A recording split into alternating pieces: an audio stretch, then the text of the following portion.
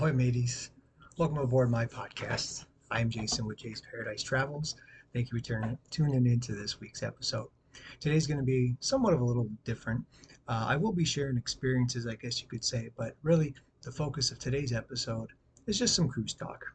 If you've known me by now, I love cruises. I would go on one every month if I had the time and money. I tell that all the time to people. And uh, some episodes, I might just want to talk about cruises themselves. Nothing in a particular uh, vacation or nothing a particular story, just kind of in general. Today's episode is going to focus on talking about cabin staterooms. Something fairly simple, but still be able to discuss some things here during it.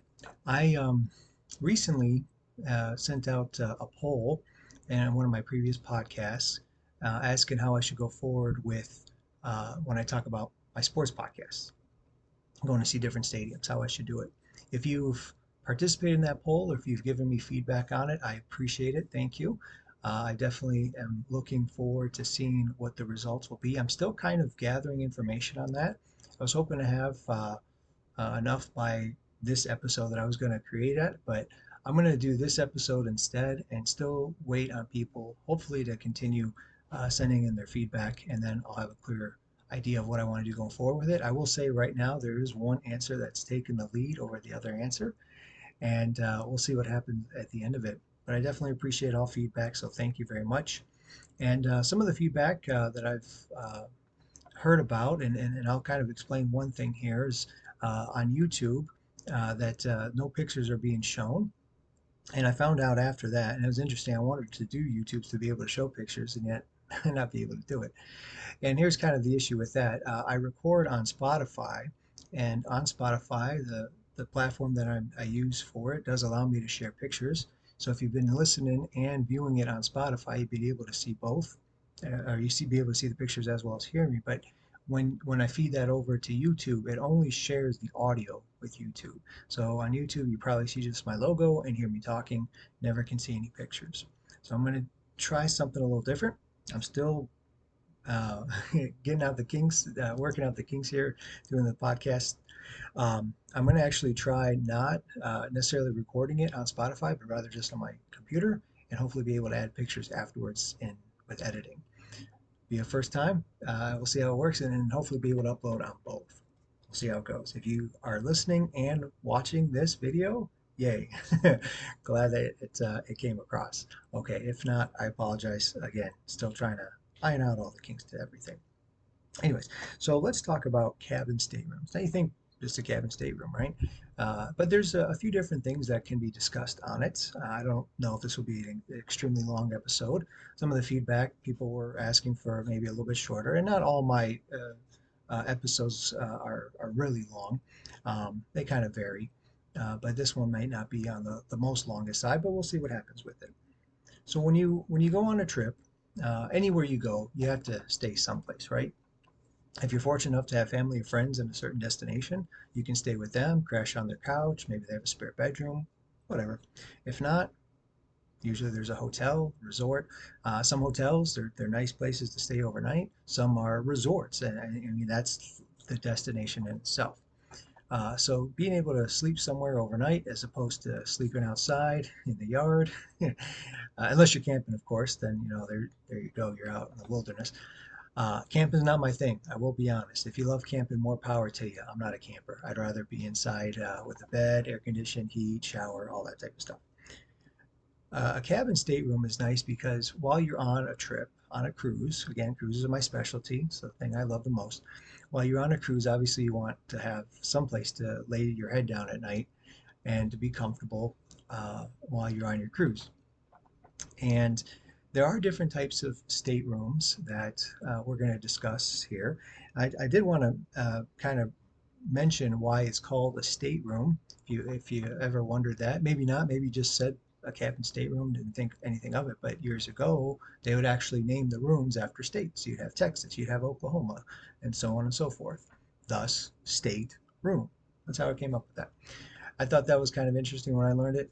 Wanted to share with you as well. So if you hear the term cabin stateroom, that's what we're referring to. Things have changed as time has gone on. This was years ago, And now mostly you're going to have just numbers.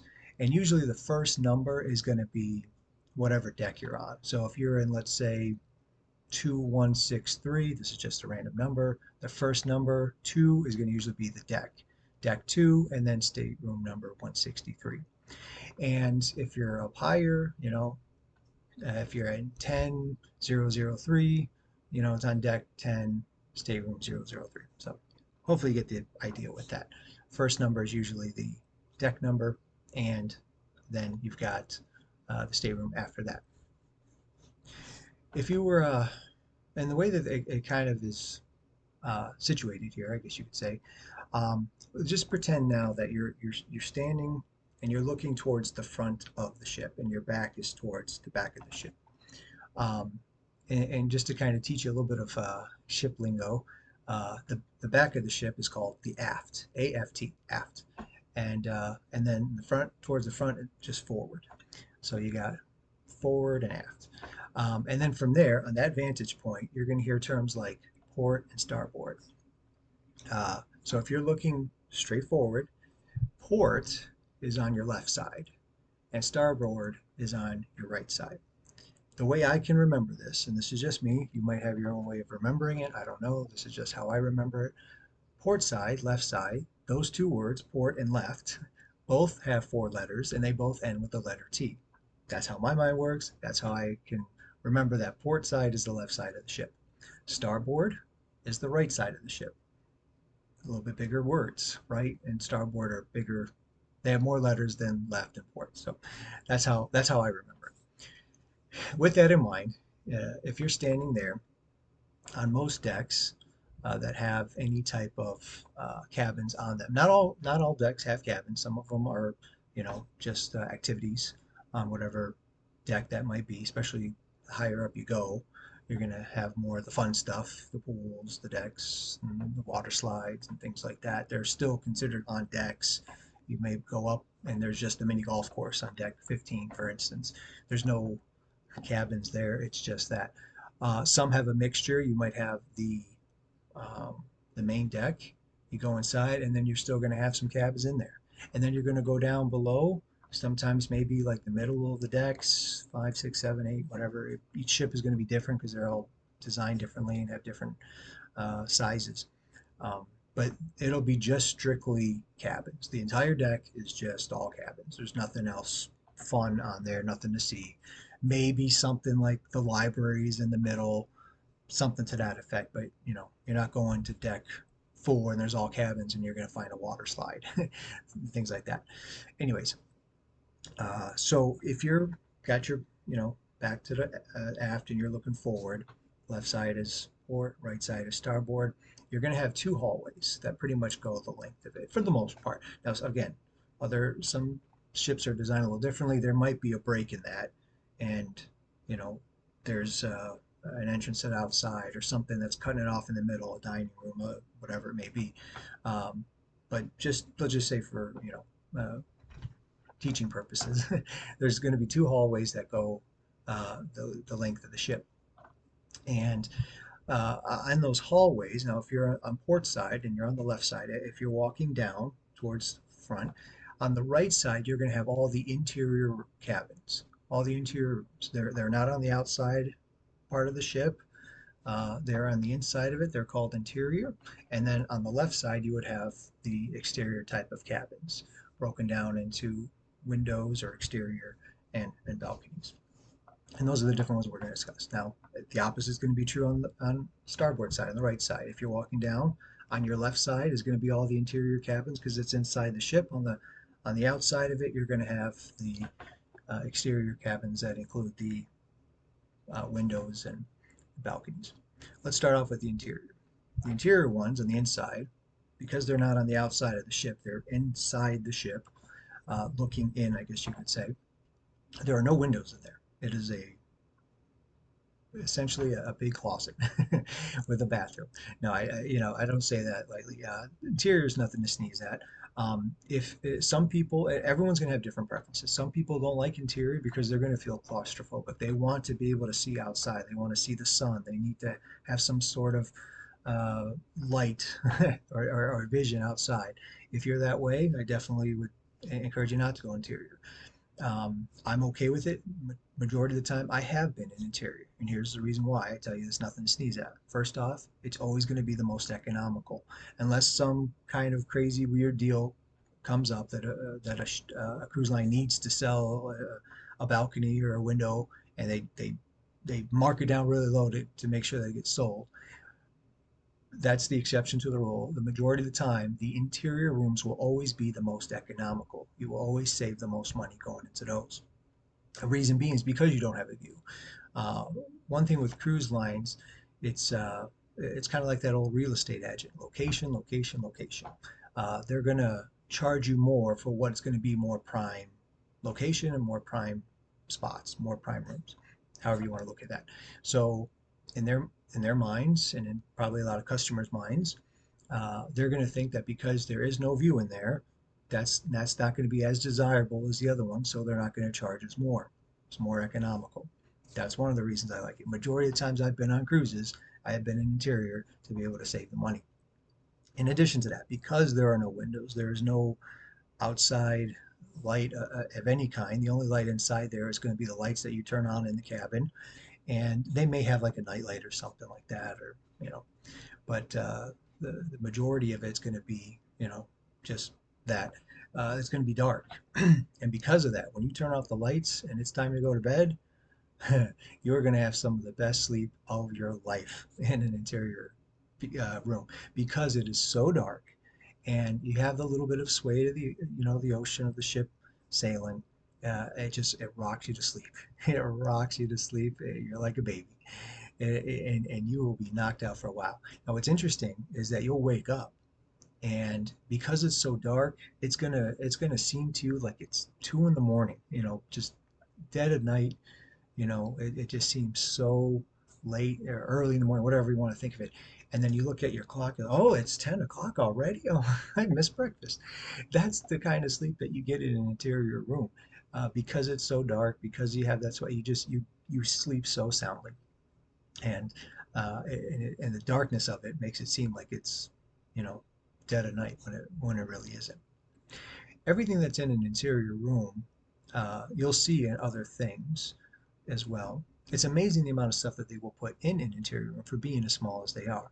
I kind of think of an old Seinfeld bit where he had talking about an airplane bathroom and how he was always impressed. He had to go in the airplane bathroom because they fit so much stuff in the airplane bathroom in that little thing, Kleenex, toilet paper, slot for used razor blades. I remember that was kind of funny. They had all that stuff in an airplane bathroom. Well, similar in my mind, with an interior cabin. They have so much stuff in there. You're going to have a bed.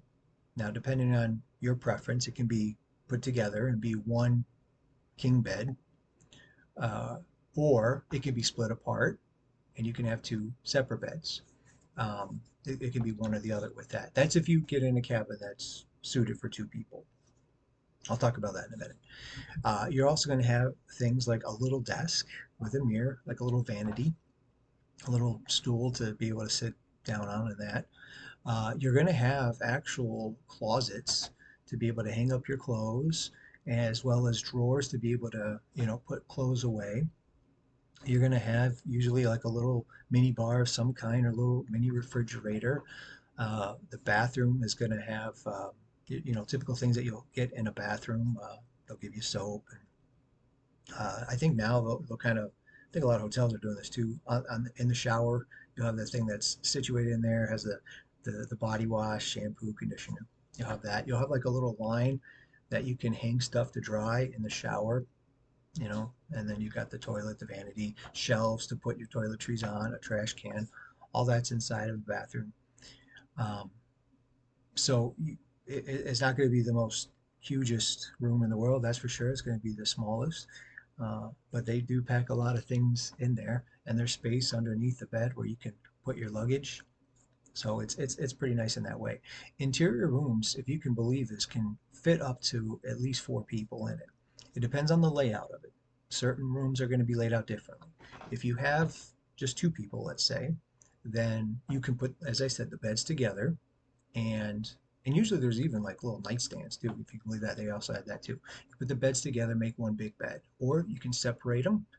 Perhaps a married couple obviously would probably want to be joined together, but if you're not a married couple, maybe you're just two friends or whatever, a brother and a sister, they can split those apart, and you can have two separate beds as well. That's a cabin for two. Then you can also get cabins that can host three up to four. And the way they do that is also by splitting the two beds, and then on top, there's little beds that kind of fold down. One might have a stateroom might have one to have three different people. Some might have two. They can fit four people. A rare occasion, you might even have a cabin that could fit five people. So you'd have those four plus like a pull-out sofa. That's not all of them. There's some have those. They're a little bit more rare. They're out there, but they're rare. So you can get at least two people, up to four. Now, depending on how old these people are that you're going to be in there, think really hard about that. If you want to share a room with four people, if they're little kids, they're your little kids. Okay, that's one thing. If they're four grown adults, full size people, it can get tight. Uh, Usually just me and my wife, and that's just two people. We're tight enough as it is. If we had to add a third or fourth person in there, that's not maybe our child, and we don't even have children, uh, that would be even tighter. So just keep that in mind. Now, for again, economical purposes, if you're looking to save money and you want to split one room three, four different ways, and you feel like, hey, I'm not going to be in the room very often, and that's a lot of people's mentality too. We only go in the room to sleep and take a shower or use the bathroom. We're not in there that often. We're going to be out having fun on the ship. We're going to be out at the ports. I'm not going to be in it. Let's save as much money as we can. Okay, sure. But when it's time to be all in there at the same time, just keep in mind, it can be very tight. If it's in your budget, if you can afford, let's say that you have four people in your party and you can afford two different rooms, it doesn't hurt to have the space, the extra elbow room, because those can be pretty tight. That's an interior room. Stepping up from there, it costs a little bit more. Now we're going to go into the exterior cabins. An exterior cabin is going to have a window a part of it. They're going to be on the outsides. You're not going to be able to go outside, but you are going to have a window that's going to have access to be able to see the sun, the ocean, the sea, whatever this case is. And they're generally going to be maybe on the first couple decks or so. They're not always exactly how some can, but a lot of times they're going to the other ones are that are all high up are usually balconies.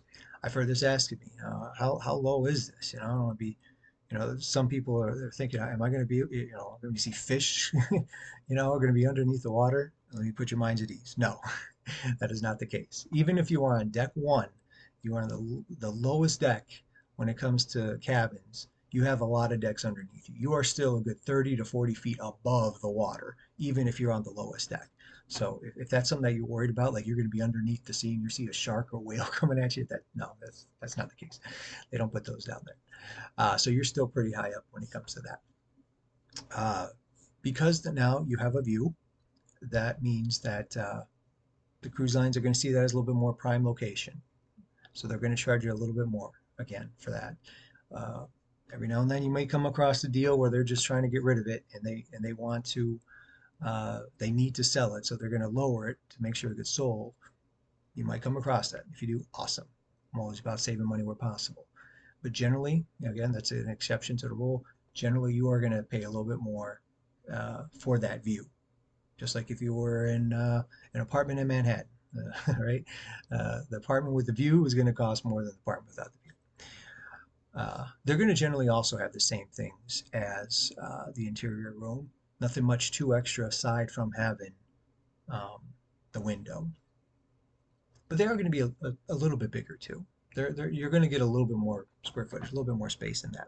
And because of it, actually, I take that back. There is something. Because they usually have a little extra space, sometimes the window, you might also get like a sofa in there as well. They may be able to put a sofa on a little coffee table, in addition to everything else that an interior room has. So I guess I should take that back. Um, and yeah, that's pretty much it for exterior. And then another step up from that will be the balcony. Balconies are going to be again a little bit more than an interior or exterior. They're going to be again more prime spots that the cruise line sees in their eyes, because with a balcony now you have access to outside. You are going to have a door, a sliding door that you can open. You can walk outside. You will have your own private little area there. You'll have a couple chairs, a table. You can sit down, drink some coffee with the sunset, or have a piece of pie with the no cup of coffee with sunrise, maybe a piece of pie with sunset or whatever. You get the idea. You can be out there and enjoy the ocean, the sea, the sound of it, get that breeze in your face. It's very nice to be able to have your private access there, um, on your balcony. Again, because of that, they're going to charge a little bit more. To recap again, you have those three basic ones. You have the interior, you have the exterior, and you have the balcony, and it kind of goes up in price. I think of the Goldilocks and the Three Bears. Uh, you got baby cub, mama cub, papa cub, or no, papa bear, not cubs. You get it.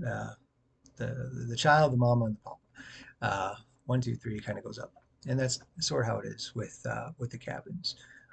So it depends on your preference. If you want to save money and you're okay being inside, then by all means get the interior. As we said, it's nice to be able to go in there, have a great night's sleep, be able to save the most money.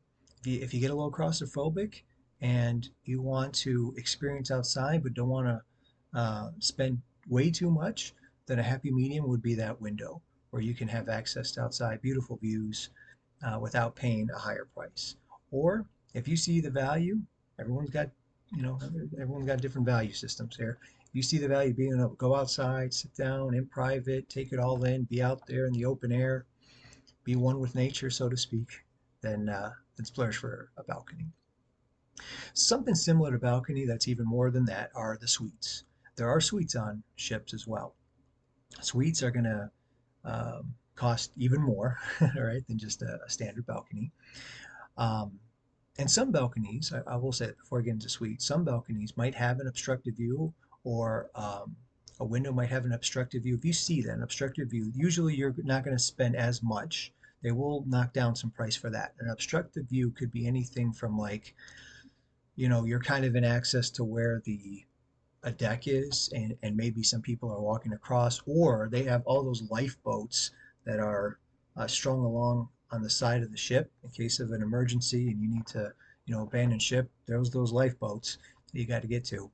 Um, they're positioned along the side of the ship, and so sometimes your balcony might have that lifeboat kind of in front of you. It won't completely block your view, but it might be there. Maybe, here's the railing and here's you see um, the lifeboat right on top of it, or coming down underneath it. It's an obstructive view. So because of that, again, prime location, they're thinking that's not as prime. They're going to knock down a few bucks on that one. But if it's an open, clear view, there you go. That'll be the most when it comes to balconies. Suites go up a step higher. With suites, you're going to have different perks with it. Um, you may even have like your own concierge service there, or you might have a suite that's connected to the spa, and because of that, you're going to have spa privileges. They may give you things like certain areas that are more exclusive to you and your family for breakfast, or um, maybe free bottles of water, whatever the case might be. Generally, they come with perks. They're going to be bigger in size. They're going to have bigger balconies. Maybe it wraps around the ship a little bit. It's almost like two balconies in one. The rooms could be bigger. They might have a bigger TV. You might have like a living room and a bedroom, or a couple, bigger windows. The suites are, a lot different. Um, and so if you feel like, hey, I'm going to go on vacation, I want to go out and have a blast, go out with style, you can spring for it. If it's in your budget, by all means, live it up. It is your vacation. So those are our different cabin staterooms. Just wanted to talk about them a little bit. And based on that, um, you know your budget, you know your preferences, what you might enjoy. I've been in one of each. Majority I have done is interior, just because of economical purposes. When I found a deal, I was able to do an ocean view. When I found a deal, I was able to do a balcony. And the balcony, I will say, was very nice. It was nice having it. There's a part of me that felt obligated to go use the balcony because I had the balcony, and I did. But some people, again, they're not going to be in the room a lot. They may just feel like saving money. Other people, they may want to be in the room quite often, and they want to be able to enjoy the privacy of that balcony.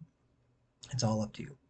Either way, if you want to experience one of those, then feel free to reach out to me, j.paradise.travels@gmail.com. You could also look me up on Facebook and Instagram at Jay's Paradise Travels. No apostrophe in there, just Jays, Jay's Paradise Travels. I'll be happy to help you out with that. So that is it. Hopefully, that just kind of educates you a little bit on the different options you have. A little bit of a cruise talk here. Uh, I've had, like I said, I've had some experiences a little bit with it. There's a little bit of experience. This wasn't an episode talking about my experience, anything specific. Just wanted to educate you a little bit on the cabin staterooms itself. One more thing I'll bring up about it. Just again, just kind of going back to that location thing. And generally, when it comes to pricing, in cruise mind's eyes and in a lot of people's eyes, um, the prime location, I guess you could say, would be in the middle of the ship compared to the forward or the aft part of it. That middle ship is what many people feel like it is the best experience, less sway, less rocking. You're a little closer to the activity, you don't have to walk as far. And then as you go up, that is also considered more prime location too. Maybe it's a better view, closer to things that, activities, the food, the entertainment, whatever. So if you were to be on deck, let's just say deck one in the back, that might be your cheapest. Um, and then deck one in the middle is going to be a little bit more expensive. That will probably be the same price as deck two, but in the back or the front. You kind of get that. One other thing I will say too, there is still an interior room, but some of them also have. I mentioned that you could have up to two, but some of them have it where it's just like one bed, or one bed and like um, um,